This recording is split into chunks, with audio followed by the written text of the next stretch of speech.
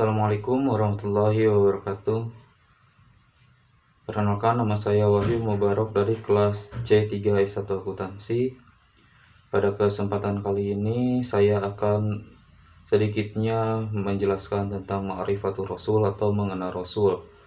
Video ini saya buat untuk memenuhi tugas ujian tengah semester matkul Pendidikan Agama Islam 6.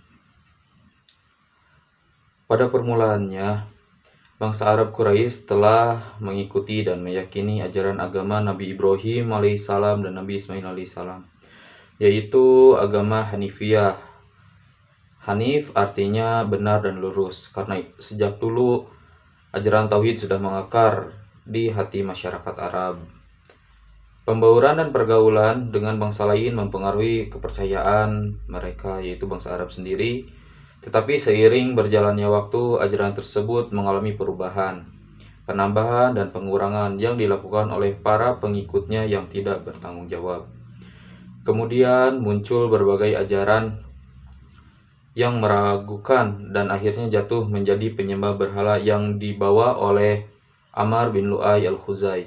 Pada masa jahiliyah, orang Arab Quraisy ini banyak yang menyembah berhala atau patung-patung yang mereka buat sendiri dari batu, kayu, dan logam. Menurut Ibnu Qalbi, yang menyebabkan bangsa Arab menyembah berhala dan batu atau patung ialah pada saat itu barang siapa yang meninggalkan kota Mekah harus membawa batu yang diambil dari batu-batu yang ada di tanah haram tersebut atau Ka'bah tersebut. Hal itu mereka lakukan dengan maksud untuk menghormati tanah haram dan untuk memperlihatkan cinta mereka terhadap kota Mekah. Kemudian di setiap tempat persinggahan mereka meletakkan batu itu dan bertawaf dan mengelilinginya seperti mengelilingi Ka'bah. Proses ini berlangsung terus-menerus dan akhirnya mereka menyembah apa yang mereka sukai dan mereka yakini. Bangsa Arab mulai menyembah berhala ketika Ka'bah berada di bawah kekuasaan Jurhum, pasukan yang dipimpin oleh Amr bin Lu'ay al-Khuzai dari keturunan Khuza'ah datang ke Mekah dan berhasil mengalahkan Jurhum tersebut. Kemudian Amr bin Lu'ay al-Khuzai meletakkan sebuah berhala atau patung yang besar yang bernama Hubal, yang terbuat dari batu akik berwarna merah berbentuk patung manusia yang ditempatkan di sisi Ka'bah. Kemudian ia menyeru kepada penduduk Hijaz supaya menyembah berhala itu sendiri. Di samping itu banyak lagi berhala yang lain seperti Lata, tempatnya di Taif. Menurut Saqif, penduduk Taif tersebut, Al-Lata ini adalah berhala yang paling tua. Al-Uzza, tempatnya di Hijaz, kedudukannya sesudah Hubal atau wakil dari Hubal tersebut. Yang terakhir adalah Manat, tempatnya di dekat kota Madinah. Manat ini dimuliakan oleh penduduk Yasrib, yaitu Madinah pada zaman dulu dinamakan sebagai kota Yasrib.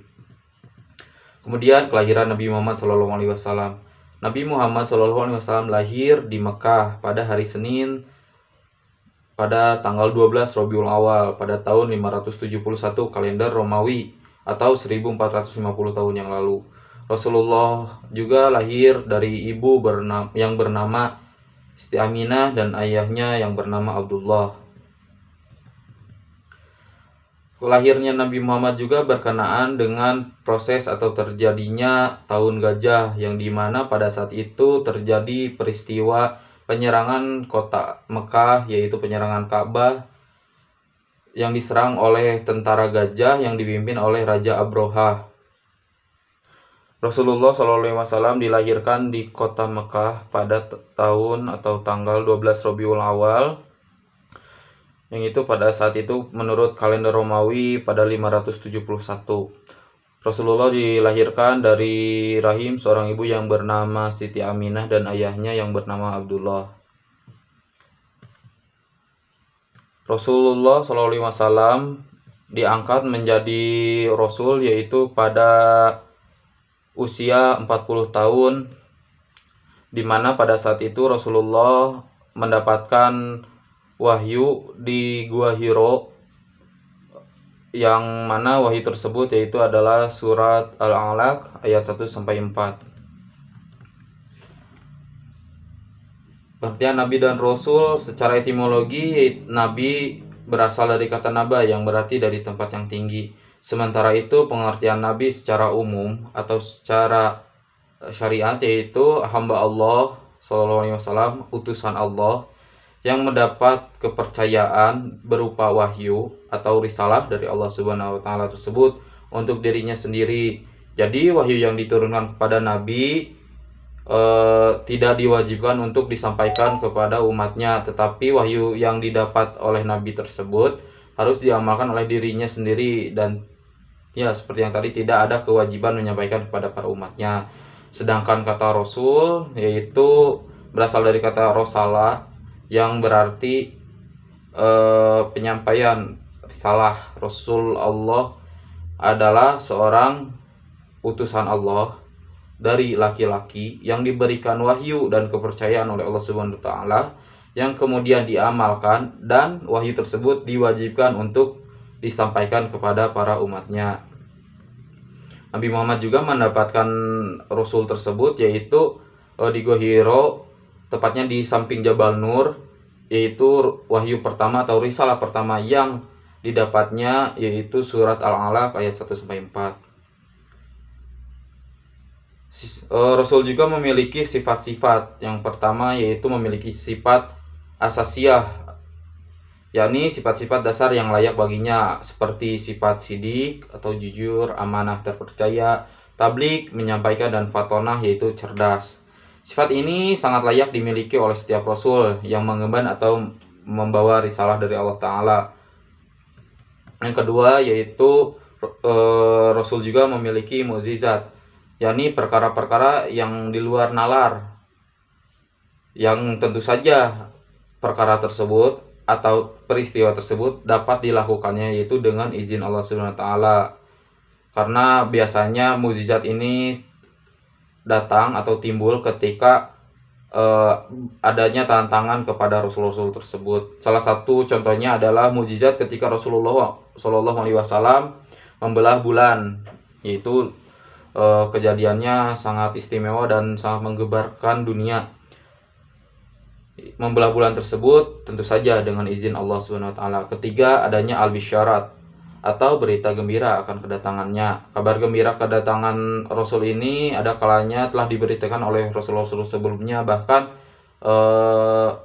menurut cerita yang saya pernah dengar, atau bukan cerita, lebih tepatnya sejarah yang saya dengar, pada saat itu ketika Rasulullah sedang berangkat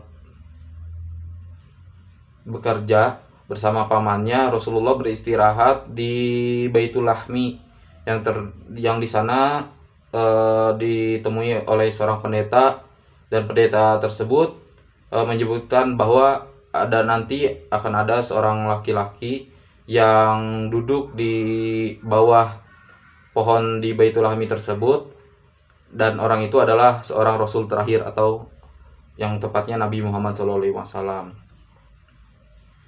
Yang keempat, adanya an-nubuwat, berita-berita kenabian.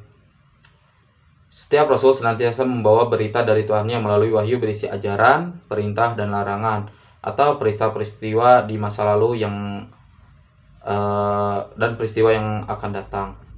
Kelima, adanya ats-tsamarot, hasil dakwah yang dilakukannya. Di antara hasil dakwah yang diwujudkan oleh Rasulullah SAW adalah munculnya generasi unggul dari sisi keimanan, ilmu, dan amal, sehingga mampu berkuasa di muka bumi ini dan menebarkan ajaran Islam ke seluruh penjuru dunia. Maka dari kita dapat ambil dari hasil dakwah yang dilakukannya itu merupakan juga tugas dan misi dari Rasulullah SAW itu untuk menyempurnakan akhlak. Kedudukan Rasul yang pertama yaitu sebagai abdu min ibadillah, yaitu Nabi Muhammad SAW juga tidak ada bedanya dengan manusia lain. Beliau adalah manusia biasa, insan, memiliki garis keturunan atau nasab, dan juga memiliki jasad. Kedudukan dari Muhammad SAW juga adalah sebagai rasul di antara para rasul yang lainnya, seorang dari rasul-rasul. Jadi Nabi Muhammad juga merupakan rasulnya para rasul-rasul yang ada di zaman dahulu. Kedudukan ketiga sebagai rasul adalah Nabi Muhammad sebagai pemimpin umat Islam. Beliau merupakan pemimpin yang sangat sempurna, pemimpin keluarga yang patut dicontoh, dan juga pemimpin negara yang sangat harus dicontoh oleh negara-negara manapun, terutama oleh negara Islam. Nabi Muhammad SAW juga merupakan sunnah, karena sunnah ini menurut definisi ahli hadis, setiap yang berasal dari Nabi SAW, baik perkataan atau yang sering kita sebut sebagai sunnah qauli, perbuatan yang kering kita sebut sunnah fi'ali, dan ketetapannya yaitu sunnah takririah. Sunnah juga berkedudukan sebagai sumber ajaran Islam atau sumber hukum setelah Al-Quran, sumber sirah, dan sumber dakwah. Karena itu sangat penting sekali untuk memahami as-sunnah atau hadis-hadis Nabi Muhammad SAW.